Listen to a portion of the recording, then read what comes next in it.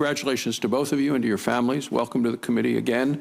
Dr. Regalbuto, since 2009, the Department of Energy has repeatedly violated its own written policy and violated federal law when managing the public stockpile of excess uranium.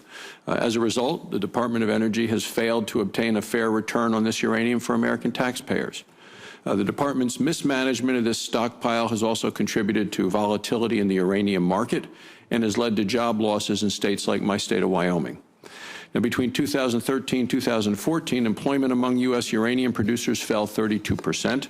Employment among U.S. uranium producers is now at the lowest level since 2006.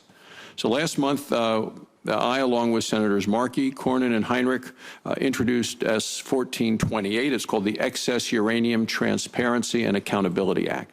This is clearly a bipartisan bill when you take a look at who those four co-sponsors are. This would bring transparency and accountability to the Department of Energy's management of the public stockpile of excess uranium. Specifically, the bill would require the department to maximize the value of this uranium for the American taxpayers. The bill would also require that the department give the American public a say in how it will manage this uranium in the near and the distant future. Finally, the bill would codify the Department of Energy's recent decision not to transfer more than 2,100 metric tons of uranium in calendar year 2016 and thereafter.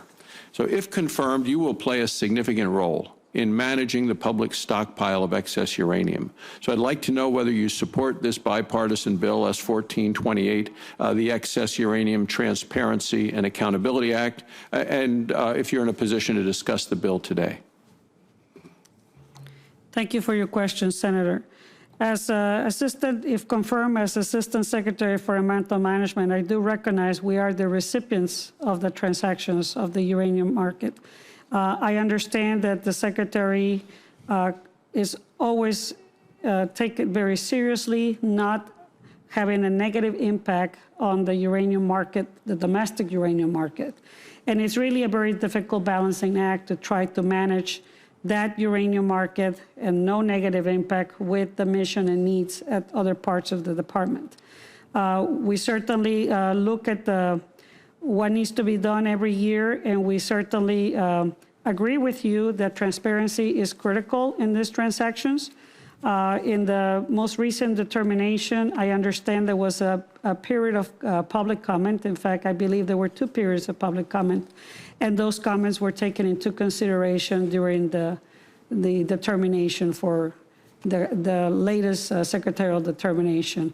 If confirmed, I look forward to continue conversations with you and your staff regarding this very important issue. Well, thank you. I think transparency and accountability are key, and I'm going to submit some written questions for your consideration because I'd really like to know some specific questions regarding your views on the bill before the committee moves forward with your nomination.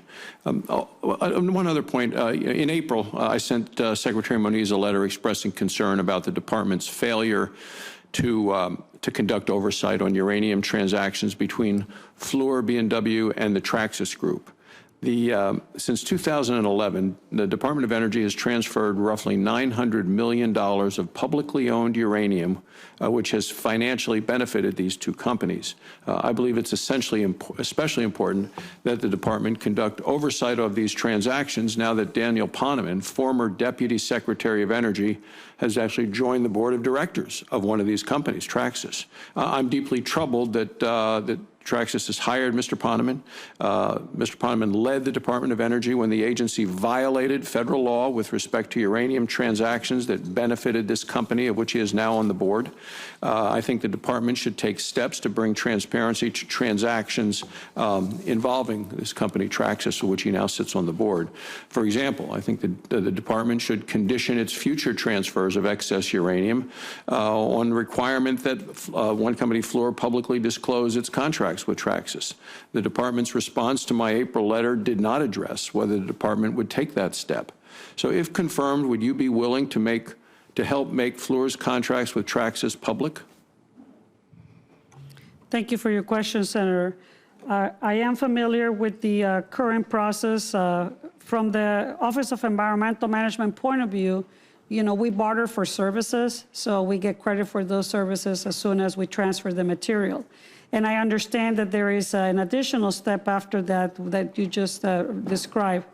If confirmed, I look forward to providing additional information from the appropriate people that can get back to you in those issues. Well, thank you, because I believe this is a reasonable request, and I think it will help the Department of Energy restore confidence in its own management of the public stockpile of excess uranium if we could have this sort of transparency. Thank you, Madam Chairman.